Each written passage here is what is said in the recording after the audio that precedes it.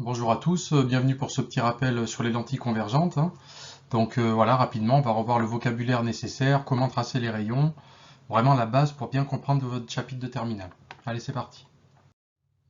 La lentille convergente qu'on note aussi CV comme abréviation, alors elle se définit de manière assez simple, je rappelle le schéma général. On a ici l'axe optique, qu'on peut noter delta parfois. On a le centre optique, le centre géométrique de la lentille. On a le foyer image, donc qui est situé à une distance f' du centre optique. On a le foyer objet, qui lui-même est aussi à une distance f' de l'axe du centre optique.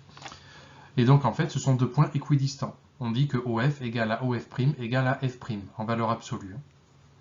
Et en fait, ce f', c'est la grandeur qui va caractériser les lentilles. On appelle ça la distance focale. Une autre grandeur qui est utilisée aussi, en particulier par les opticiens, c'est la grandeur dite de vergence. Donc elle se calcule assez facilement, c'est grâce à la distance focale qu'on va la calculer, puisque par définition, f' égale à 1 sur c. La focale étant donnée en mètres, toujours, et la vergence toujours en dioptrie. Vous devez connaître ces symboles et les unités par cœur.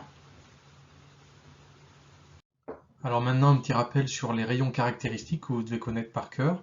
Donc dans un premier temps, il y a les rayons qui vont arriver parallèles à l'axe optique et qui vont émerger par la lentille, tous en convergeant vers le foyer image de la lentille. D'accord? Donc retenez bien ça, ils vont tous converger vers f'. Ensuite, on a les rayons qui passent par f, donc le foyer objet de la lentille, qui vont ressortir de la lentille parallèle à l'axe optique. Ok? Et ensuite, on a les rayons qui passent par O et qui, eux, ne seront pas déviés.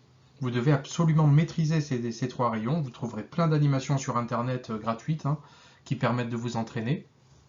Donc voilà, c'est vraiment la base pour arriver à tracer les images avec des lentilles. Donc un petit exemple rapide, on va imaginer cette lentille. On va imaginer un objet AB, donc perpendiculaire à l'axe optique. On a l'objet AB qui est éclairé par de la lumière, et donc l'objet AB va émettre en réflexion de la lumière à son tour, et cette lumière va traverser la lentille.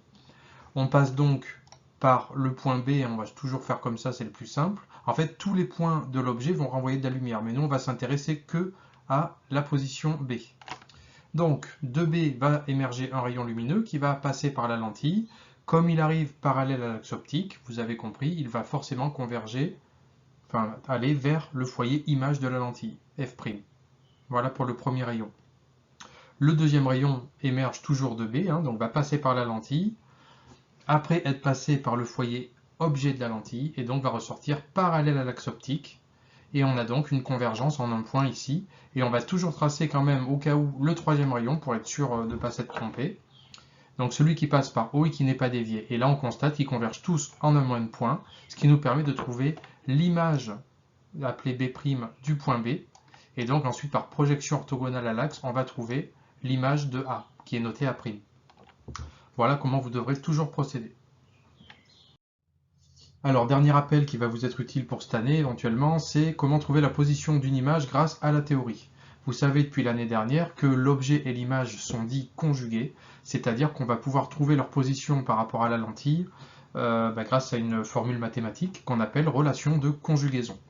Donc je vous la rappelle, 1 sur OA' moins 1 sur OA égale à 1 sur F', en faisant bien attention au fait que les grandeurs OA' et OA sont dites algébriques, c'est pour ça qu'il y a le petit chapeau ici.